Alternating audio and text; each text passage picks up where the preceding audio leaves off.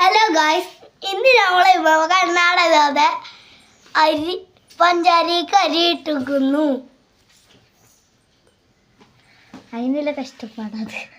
അതിന് കഷ്ടപ്പാട് നിങ്ങൾ ഭയങ്കര സ്ഥാനത്ത് നിൽക്കേ അതൊന്നും കാറ്റില്ല.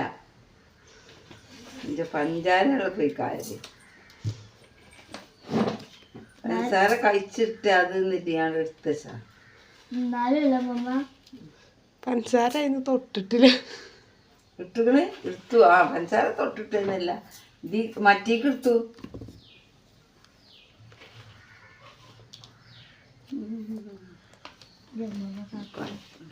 എൻ്റെ അമ്മ കാട്ടിയ പണി ഒരു കിട്ടിയില്ല. നീന എൻ്റെ മക കാണുന്നുണ്ട്. ആക്കൊക്കെ